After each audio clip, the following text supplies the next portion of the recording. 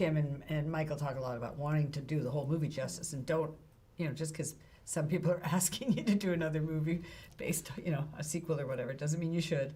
The first Beetlejuice fulfilled the quota for gothic fiction quite nicely. It was a film with absurdist ideas and silly moments, held together by an enjoyable story. The backdrop of a random isolated town in America, one that didn't boast any connection to the rest of the world, meant that the original somewhat got away with not having to explain itself or its setting. It lived in the liminal space between reality and absurdity. It focused on one couple that are forced to face what happens to you after you die. Something it doesn't necessarily need to get too deep into explaining, thanks to the narrative being contained to a minor conflict in the mysterious world of the afterlife. So when Beetlejuice 2 was announced, I was skeptical of whether it was just another cash grab or some attempt at telling a story that didn't need to be told. Being something that has the intention of being a bit of fun or doesn't need to be taken too seriously isn't going to help when it could achieve both a sense of enjoyment and be good filmmaking. Not bothering to do both is a sign of incompetence or laziness, because there's a world where Beetlejuice 2 doesn't need to be defended by saying it's not meant to be high art. Besides, I'm not looking for high art,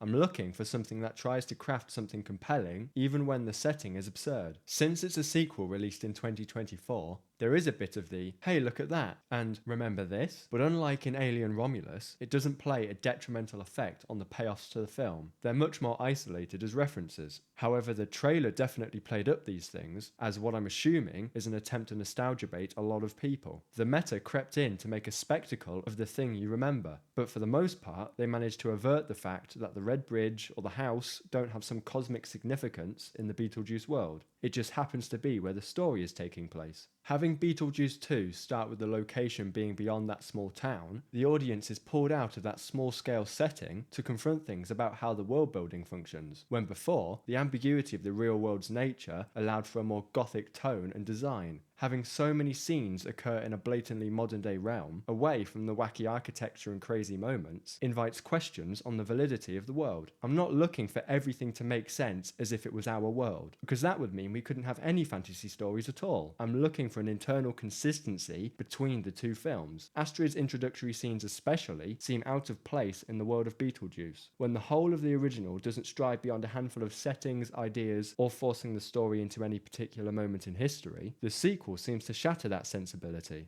It's torn between obviously setting it in the 21st century and remaining true to the vision of the original. This heavy focus on the functionality of the rest of the world in this film makes for some jarring moments whenever we're thrust back into the gothicism that permeated the original. For some reason, every single death in this film that either happens on screen or off is unnecessarily silly. Astrid's dad was killed by piranhas, Charles was killed by a shark, and Delia gets killed by some venomous snakes that she's been told have been defanged. None of this is even especially gothic, it's just dumb. Most of the characters don't go beyond being basically defined and don't really have anything going for them in the way of development beyond a very predictable and run-of-the-mill arc for Astrid and Lydia. This type of simplicity infects most of the dialogue too. It's uninspired and mostly outlines explicitly what the characters are thinking at that moment. The worst character was Rory, who seems to exist just to be annoying. What are we meant to take from his character? He's so one-dimensional by the end that I just didn't care. Even Beetlejuice acts considerably less unhinged than he did in the original, where he would be unabashedly inappropriate or do things that struck him in the moment. This film dials him down to being a jokester with no real insanity. There was also a heavy focus and narrative reliance on Charles Dietz, which is weird given the meta. Why bring so much attention to not including someone and then have that be the catalyst for your film, and for him to be repeatedly referred to as the most normal person of the family? The repeated lack of subtext makes for some really boring scenes, which could be said for the original, but to defend this film by pointing to another would be whataboutism, so try again. The jokes unfortunately have the same issue. They're cliched and don't go beyond their simplest form. There doesn't seem to have been much of an attempt to really try anything creative with the humour. It's either rehashing similar beats from the original, or not bothering to come up with something new. I'm not saying the references to the original aren't fun, but being a reference isn't good enough on its own. It would be more interesting to take the same idea of many of the jokes and do something new with them, instead of just retreading old ground. When the film does try to build on things from the original, so there's a story to tell, that's where it falls short. Lydia has become a presenter for a TV show that came from her ability to see ghosts. but I don't really believe that this is something Lydia would do. It also raises questions for how many people can even see ghosts in this world. If her show is doing so well, then wouldn't that mean loads of people are trying to jump on the idea of being able to see ghosts? Lydia surely isn't the only person in the world who can see them. Seeing as this film reveals that her daughter can see them too, it makes it even less believable, because there's no way it's an ability that only runs in this family. The original explained that people don't see ghosts because they ignore the strange and mysterious, which isn't something exclusive to Lydia, which lays the groundwork for loads of other people seeing them too. Astrid's ability to see ghosts might also just facilitate the biggest contrivance of the film. At about the halfway point, she's riding her bike and almost gets hit by a car, which then means she almost gets hit by an oncoming fire engine, causing her to then almost hit a bunch of people. If those events weren't already crazy enough, she goes smashing through a fence and crashes straight into a tree on the other side, where this random boy is in the treehouse. Now that on its own isn't too bad, because it's possible that it could happen. It's a pretty wacky chain of events, but as long as it doesn't end up influencing the plot of the film, then it shouldn't be too bad. Well, it ends up influencing the plot of the film. For Astrid to have a stake in the plot after this point, all of those things had to happen like that, right there. Not only does she have to be able to see Jeremy, Jeremy also has to be in the tree at the time of her crashing into it. He also has to have died in such a way that means despite breaking his neck, he looks perfectly fine and alive beyond a small bruise. It's also fortuitous that he's reading Crime and Punishment, because apparently Astrid has read it 3 times. The problem is that there was no setup for any of this. It's just randomly revealed that the exact house Astrid arbitrarily ends up in is the one where the son murdered his parents and is also dead himself. The house also has to not look vacant or derelict, despite no one living there for 23 years. Otherwise, this might have clued Astrid into thinking something is wrong. The only thing we do get, in the way of making it look like the house isn't up for living in, is a for sale sign. One that is strategically placed for the audience to see, but not the characters. Having the interior of the house look clean is okay, because Jeremy and his parents would be cleaning it, but the state of its exterior should turn some heads. If none of these things occurred exactly like this, the film can't happen, and we can't get Beetlejuice into the narrative.